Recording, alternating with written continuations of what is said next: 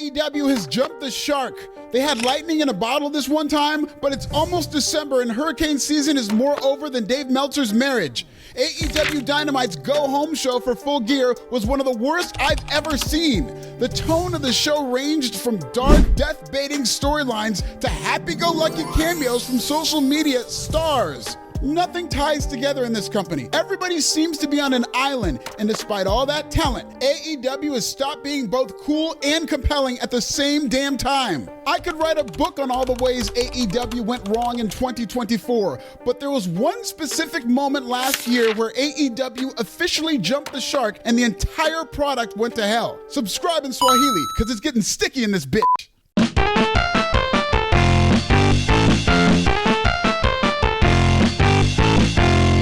AEW once did a good job blending established names with homegrown talent. They had Jon Moxley and Darby Allin. They had the Young Bucks and the Acclaimed. They had CM Punk and Jack Perry. Okay, bad version, too soon. How about this? They had Chris Jericho and MJF. MJF is easily AEW's biggest star in terms of aura, wrestling ability, promo skills, you name it. But MJF is basically Joe Burrow on the Bengals, a generational talent on a team that's going nowhere. MJF is a great talker and a great wrestler, but that does not translate to great promos and great matches. It translates to good delivery and pretty good work rate. Big difference. There was an unintentionally hilarious sequence during the Go Home show involving MJF, and it speaks to why AEW is so bad these days. AEW aired a backstage promo with the Costco guys, teasing a big announcement. The comedy segment was immediately followed by MJF in a backlot, giving spare change to David Bix and cutting a promo on Roderick Strong's drug-addicted parents. A promo that came out of nowhere, by the way. This is the first time anybody's heard of this issue with Roderick Strong's character on TV. It was a desperate promo to hype up an ice-cold feud that nobody wants to see. Of course, the story was based on real life because AEW doesn't know how to create compelling angles from scratch. Another reason they jumped the shark, but let's handle one problem at a time. So Max goes, Roderick, your mom shot your dad when you were a kid, and this Saturday at Full Gear, I'm gonna make you wish she shot you. We'll be right back. And they just go to commercial. When they came back from commercial, we see the Costco guys again, who announced the Rizzler for Full Gear, whatever that means. So in 3 segments, we've gone from the Costco guys to Family Homicide, back to the Costco guys, and the next segment features Roderick Strong, who couldn't look and sound like less of a star, responding to MJF like, yeah, my mom shot my dad, Max, but you know what? I'm still standing.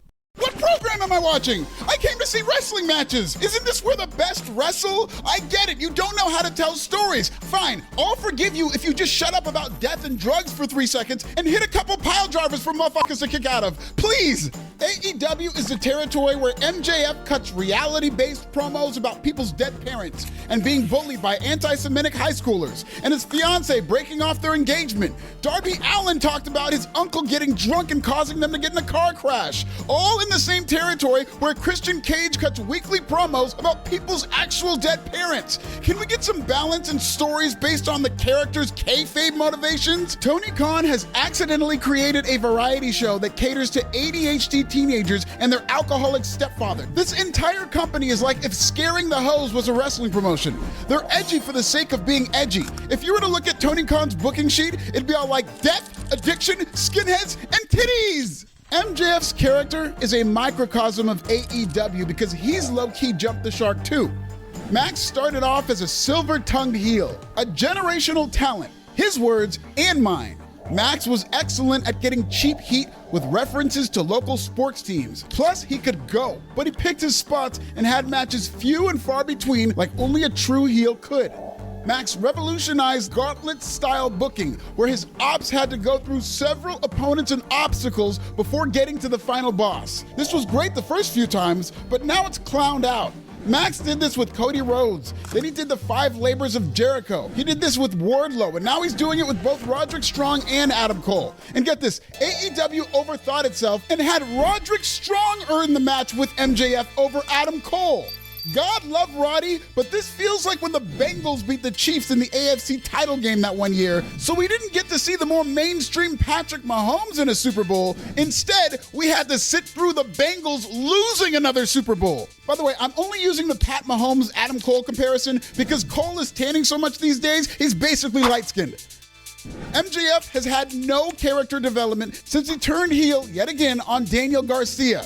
The one time he seemed to be evolving was when he was a babyface alongside Adam Cole. To me, that was AEW's last great storyline. That's the last time it felt like AEW was getting its momentum back. Not only did Cole and MJF have great chemistry on screen, but the MJF character was slowly learning how not to be a sociopath. It was awesome.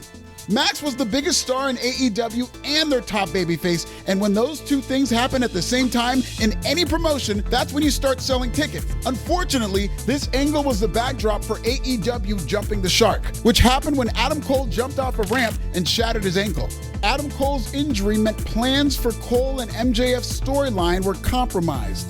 Cole eventually had to turn heel on MJF, and MJF got restless as a babyface and quickly reverted to the same exact heel he's been for years. Cheap heat, using real-life promos to mock his opponent, gauntlet-style booking. He went from being our scumbag to the same old Max.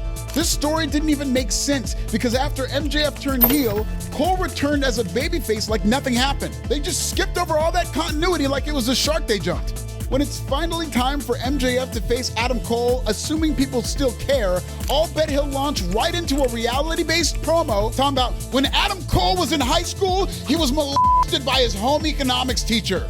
Well, this Saturday at World's End, I'm gonna make your body feel violated with pain all over again. Not only will I physically molest you in the ring, but I will show you the economics of what a top-paid star can do. Bars, Maxwell. Fans will support a television product long-term as long as the characters continue to grow and change. Otherwise, AEW is just like its lead-in. No better than The Big Bang Theory, which is the exception to the rule of sitcoms that have a long shelf life. Having said that, shelf life or not, The Big Bang Theory sucks. AEW is disjointed as a television show. Their booking leaves fans confused and in the dark. WWE has storylines like Nia Jax versus Tiffany Stratton, which you know will result in Tiffany cashing in on her soon-to-be ex-BFF. It'll lead to a huge pop and cement Stratton as a top star because it's predictable, and WWE has created a demand for it. Some stories don't have to be all that predictable at all. Like, a lot of people think Seth Rollins is gonna join the OG bloodline, but I've been saying for weeks, it's gonna be CM Punk, which will lead to Seth Rollins getting pissed at Punk, Roman, the bloodline, and yes, the fans, which will build a WrestleMania match between Punk and Rollins. Everything is leading to whether or not Seth is going to join the original bloodline or not. Which of course he is. There's no overthinking. Rollins actually evolves based on his character's circumstances, and two big stars have a big money match. AEW just needs to dumb it down. Stop trying to be so edgy and tell simpler stories. There's a reason their ticket advances are so low, and they're cutting costs by moving to smaller buildings and planning to pre-tape AEW Collision. There's a reason NXT is now beating Dynamite consistently. It's because AEW has jumped the shark, and instead of the Boom Guys, their next celebrity guest should be Henry Winkler or Ted McGinley. Who can save AEW and why? Tell me in the comments!